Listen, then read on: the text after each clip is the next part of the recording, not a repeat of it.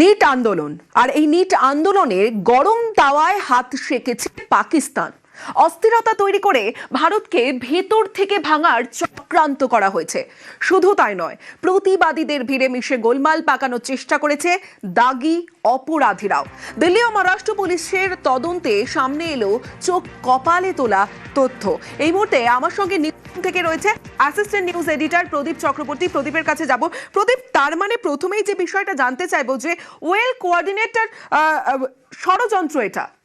হ্যাঁ, প্রধানমন্ত্রীর video delete হয়ে যাওয়ার পর এটাকে আর বিক্ষিপ্ত ঘটনা মনে করা হচ্ছে না, কারণ তারপর একাধিক ঘটনা আমাদের সামনে আসছে। একে একে আমরা নিউজ 18 বাংলার দর্শকদের সেগুলো জানাবো এবং তাতে জানা যাবে যে এটা একটা ওয়েল কোঅর্ডিনেটেড এফোর্ট বলে মনে করা হচ্ছে এবং তার ফলে এটাকে আর হালকাভাবে নেওয়া যাচ্ছে না। সহজভাবে বলতে গেলে দিল্লির জমায়েতে, দিল্লির যন্তর মন্তরের জমায়েতে বেশ কিছু মানুষের উপস্থিতি পাওয়া গেছে যাদের সেখানে থাকার কথা নয়, এবং সোশ্যাল মিডিয়ায় বহু ভিডিও শেয়ার হয়েছে যেগুলোর সঙ্গে এই আন্দোলনের কোনো যুক্ত নেই বা বিভ্রান্তিকর। একে একে দিল্লি পুলিশ, মহারাষ্ট্র পুলিশের তদন্তে চাঞ্চল্যকর সব তথ্য উঠে এসছে, যা আমরা আমাদের দর্শকদের এরপর একে একে জানাবো। সঙ্গে থাকো প্রদীপ। নিট আন্দোলনের গরম তাওয়ায় হাত সেকেছে পাকিস্তান। অস্থিরতা তৈরি করে ভারতকে ভেতর থেকে ভাঙার চক্রান্ত করা হয়েছে। শুধু তাই নয়, প্রতিবাদীদের ভিড়ে সে গোলমাল পাকানোর চেষ্টা করেছে দাগী অপরাধীরাও। দিল্লি মহারাষ্ট্র পুলিশের তদন্তে সামনে এলো চোখ কপালে তোলা তথ্য। ভারতের ক্ষতি করার চক্রান্ত হয়েছে পাকিস্তান এবং আরব দুনিয়া থেকে। অন্যদিকে মহারাষ্ট্রের সাইবার ক্রাইম ডিপার্টমেন্ট 429টি সোশ্যাল মিডিয়া প্রোফাইলকে চিহ্নিত করেছে। সেগুলি ফেসবুক, ইনস্টাগ্রাম, এক্স হ্যান্ডেল, ইউটিউবে ছড়িয়ে রয়েছে। তবে তার মধ্যে একাধিক অ্যাকাউন্ট ফেকও রয়েছে। আমার সঙ্গে নিউজ রুম থেকে অ্যাসিস্ট্যান্ট নিউজ এডিটর প্রদীপ চক্রবর্তী রয়েছে। প্রদীপ, তার মানে আমরা যে সমস্ত প্রতিবাদের ভিডিও দেখেছি সোশ্যাল মিডিয়ার মাধ্যমে, তার মানে বেশিরভাগই ফেক ছিল। বেশিরভাগই ফেক নয়, অনেক ভিডিওই সত্যি ছিল, কিন্তু সত্যি আর মিথ্যে এমনভাবে মিশিয়ে দেওয়া হয়েছিল, এমনভাবে গুলিয়ে দেওয়া হয়েছিল যে আমাদের সিদ্ধান্তকে তা অনেক ক্ষেত্রে প্রভাবিত করেছে। শুধু ফেক ভিডিও নয়, ফেক অডিও ইউজ করা হয়েছে, অডিও ক্লোন ব্যবহার করা হয়েছে, যান্ত্রিকভাবে অডিও তৈরি করে, অডিও মেসেজ তৈরি করে তা কোনো ক্যারেক্টারের মুখে বসিয়ে দেওয়া হয়েছে, ভিডিও এডিট করে বা অন্য কোনো জায়গার ভিডিও সুচারুভাবে তা কোনো একটা জায়গার বলে চালিয়ে দেওয়া হয়েছে। এবং এই যে প্রতিবাদীর সংখ্যা, সেটাকে এআই দিয়ে রিক্রিয়েট করে অনেক বেশি করে দেখানো হয়েছে। মানে অর্থাৎ একটা মাঠের যদি একটা অল্প জায়গায় কিছু মানুষ জমায়েত হন, সেটাকে রিক্রিয়েট করে গোটা মাঠ ভর্তি জনতা দেখানো যায় এআই এর মাধ্যমে, সেটা করা হয়েছে। মহারাষ্ট্র পুলিশের সাইবার ক্রাইম বিভাগ এটা তদন্ত করেছিল। তারা পাল্টা প্রযুক্তি ব্যবহার করে এবং তারপর একটা প্যাটার্ন লক্ষ্য করে, অর্থাৎ বিক্ষিপ্তভাবে কেউ কিছু করছে না, একটা কোঅর্ডিনেটেড এফোর্টে এটা করা হচ্ছে। 429টা অ্যাকাউন্টকে চিহ্নিত করা হয় বা 429টা সোশ্যাল মিডিয়া প্রোফাইলকে চিহ্নিত করা হয়। সেগুলোর মধ্যে Facebook, Instagram, x handle, YouTube আছে। তারা কন্টেন্ট পোস্ট করেছে এবং এই আশ্চর্যজনকভাবে এটা হচ্ছে যে 429টা অ্যাকাউন্টের মধ্যে, 429টা প্রোফাইলের মধ্যে শতাধিক প্রোফাইল পাকিস্তান এবং মধ্যপ্রাচ্য বা পশ্চিম এশিয়া থেকে নিয়ন্ত্রিত। অর্থাৎ ভারতের যারা ক্ষতি করতে পারে সেই শক্তিগুলি যেসব দেশে সক্রিয়, সেখান থেকে এই প্রচারটা বা অপপ্রচারগুলো চালানো হয়েছে। তার মানে কি? তার মানে হচ্ছে এটাও একটা সন্ত্রাস বা সন্ত্রাসের এটাও একটা রূপ। সরাসরি যুদ্ধে না পেরে কাশ্মীরে এবং ভারতে ছায়াযুদ্ধ শুরু হয়েছিল, নাশকতা শুরু হয়েছিল। সন্ত্রাসের বিরুদ্ধে ভারত কঠিন অবস্থান নেওয়ার পরে আবার একটা সন্ত্রাসের পদক্ষেপ নেওয়া হচ্ছে। এটাকে আমরা সাইবার সন্ত্রাস বলতে পারি।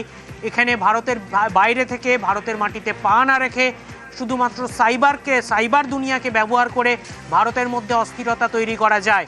তাই মহারাষ্ট্র পুলিশ মহারাষ্ট্রের জনতাকে বলেছে যে আগে বিচার করুন, নিজে ভাবুন, বারবার চেক করুন, তারপর কোনো ভিডিও শেয়ার করুন, তারপর বিশ্বাস করুন।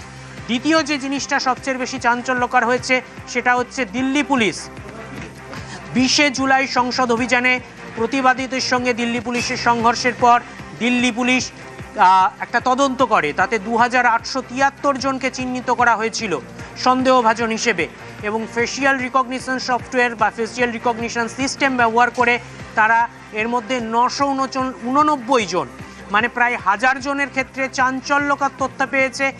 1000 জন দাগি আসামির মুখ মিলে গেছে, তারা খুনের আসামি। এই জায়গা থেকে তুমি এবং তোমার সঙ্গে প্রান্তিক রয়েছে, তোমাদের দুজনের কাছে জানতে চাইবো, এই যে এতজন, অর্থাৎ তারা কি করতে গিয়েছিল, তাদের সঙ্গে নিট আন্দোলনের কি সম্পর্ক, এই প্রশ্নটাই তো এখন আসছে।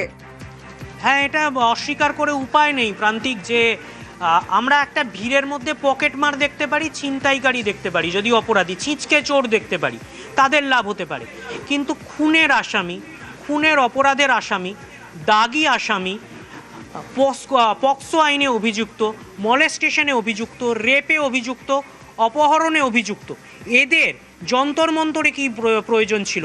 এরা ওই 1000 লোক কি করে ঢুকলো ওর মধ্যে, কি মনে হয় তোমার? দেখো, এই যন্তর মন্তরে অনেক কিছুর ওপর না একটা ফুসমন্তর ছিল, মানে অনেক বাইরের ফুসমন্তর এই যন্তর মন্তরে ছিল এবং সেটা কোথাও কাজ করেছে। কারণ একটা সমস্যা কোথায় আমাদের দেশের মানুষের মধ্যে এবং কোথাও হয়তো বাইরের বিদেশেও আছে, সেটা হচ্ছে আমরা কোনো কিছু দেখে কিছু একটা ভালো লাগলো শেয়ার করে বসে থাকলাম বা সেটার ওপর একটা ন্যারেটিভ নিয়ে শুরু করলাম, আমরা আদৌ দেখার চেষ্টা করি না। বা তুমি একটু আগে যেই কথাটা বলছিলে সেটা ঠিক না ভুল। কিছুদিন আগে বা যখন এই এআই অত খুব ভালো করে সবার প্রচারে আসেনি বা খুব সহজে বলা যেতে পারে সবার কাছে খুব সহজলভ্য এআই হয়ে ওঠেনি, তখন যেটা বারবার চলতো সেটা হচ্ছে টুল কিট। মানে কোনো কিছুতে আমরা সবাই জানতাম যে কোনো একটা প্রপাগ্যান্ডার ওপর যখন কাজ হতো একটা টুল কিট হতো এবং তাতে কথার কথা বলছি, ধরুন কোনো একটা বিষয়ে প্রতিবাদ করতে হবে, প্রতিবাদ এবার প্রত্যেকে, আমার একটা ভাষা থাকতে পারে, প্রদীপের একটা ভাষা থাকতে পারে, আপনার একটা ভাষা থাকতে পারে, সেখানে কি হতো এরকম 7 থেকে 8 রকমের একটা করে প্যারাগ্রাফ লেখা থাকতো এবং ঘুরিয়ে ফিরিয়ে দেখা যেত সেই প্যারাগ্রাফগুলোই প্রতিবাদীদের সবার প্রোফাইলে ঘুরিয়ে ফিরিয়ে 1 2 3 4 3 4 2 1 4 3 2 1 এইভাবে করে প্যাটার্নে আসতে থাকতো। এই টুলকিটটাকে এইভাবে প্রচার করা হতো। তো এখন এআই এর যুগ, এই টুলকিটের ওপর এআই এখন কাজ করতে শুরু করেছে, এআই এর ওপর দিয়ে ভিডিও বানানো যাচ্ছে, ছবি বানানো যাচ্ছে, গোটা সিস্টেমটাকে কন্ট্রোল করা যাচ্ছে। এবং কিছু কিছু ক্ষেত্রে আমি নিজে যখন ফেসবুক বা অন্যান্য সোশ্যাল মিডিয়া প্ল্যাটফর্ম দেখে অবাক হই যে কিছু কিছু ছবি বা কিছু কিছু তথ্য দেখে বোঝা যাচ্ছে কোথাও এর মধ্যে সংশয়ের জায়গা রয়েছে, ভীষণভাবে সংশয়ের জায়গা রয়েছে, কিন্তু তাও সেগুলো শেয়ার হয়ে যাচ্ছে এবং মানুষ সেটার মধ্যে পাগলের মতো কমেন্ট করছেন।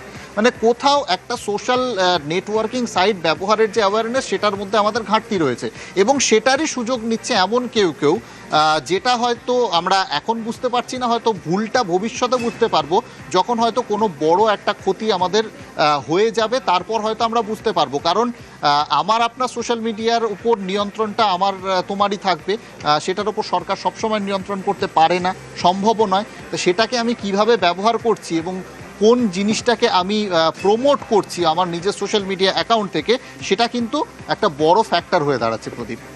আরেকটা জিনিস, তুমি যখন টুলকিটের কথা বললে তখন আমার মনে আছে যে 2021 সালের জানুয়ারিতে যখন দিল্লি রাজধানী এলাকায় কৃষক বিদ্রোহ চরমে, তখন প্রজাতন্ত্র দিবসের আগে বা পরে দিল্লিতে কৃষকদের আন্দোলনকারীদের একাংশ ঢুকে পড়েছিল এবং লালকেল্লায় ঢুকে পড়ে ইন্ডিয়ান ফ্ল্যাগের ওপর প্রতিবাদের ফ্ল্যাগ ট্যাগ লাগিয়ে দিয়ে একটা বিশাল ব্যবস্থা, কি বলবো, বিশৃঙ্খলার সৃষ্টি হয়েছিল।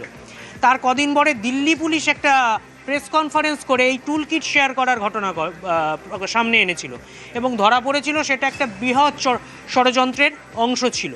তুমি বললে যে আমার আর তোমার সোশ্যাল মিডিয়া, আমার আর তোমার নিয়ন্ত্রণে, রাষ্ট্রের নিয়ন্ত্রণ নেই।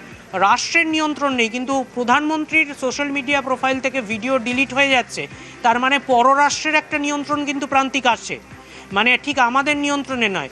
যতক্ষণ আমার আর তোমার সোশ্যাল মিডিয়া প্রোফাইল তাদের স্বার্থ চরিতার্থ করছে অথবা তাদের স্বার্থহানি করছে না, ততক্ষণ অবধি আমার সোশ্যাল মিডিয়া প্রোফাইল আমার নিয়ন্ত্রণে। কিন্তু যেই মুহূর্তে আমি আমার দেশকে কোনো বার্তা দিচ্ছি বা কোনো ভুলকে তুলে ধরার চেষ্টা করছি, তখন সোশ্যাল মিডিয়া প্রোফাইলকে আমার বাইরে থেকে নিয়ন্ত্রণ করা, রিচ কমিয়ে দেওয়া, ভিডিও উধাও করে দেওয়া, এ ধরনের ঘটনা ঘটানো যাচ্ছে। শুধু এক্ষেত্রে যেটা বলছিলাম প্রদীপ, শুধু সোশ্যাল মিডিয়া প্ল্যাটফর্মকে নয়, আমাদের মস্তিষ্কটাকেও কোথাও নিয়ন্ত্রণ করতে শুরু করেছে, যে আমরা নিজেদের বিচার বোধ বুদ্ধি সমস্ত হারিয়ে যাচ্ছি। কারণ প্রদীপ যেই কথাটা দিয়ে শুরু করেছিল বা যেই কথাটার চর্চা আমরা করছিলাম, যে এই আন্দোলনে এমন কাউকে লক্ষ্য করা গেছে যাদের হয়তো সেই আন্দোলনের সাথে কোনো যোগ নেই, আন্দোলন নিয়ে তো কোনো প্রশ্ন নেই, থাকতেই পারে আন্দোলন, হতেই পারে গণতান্ত্রিক আন্দোলন নিয়ে কোনো দেশের কোনো সরকারের আপত্তি আছে বলে তো আমার অন্তত জানা নেই। তো সেই জায়গায় বলতে পারি যে এদের কি কাজ ছিল সেখানে, কারণ আমি বেশ কিছু ভিডিও দেখতে পেলাম।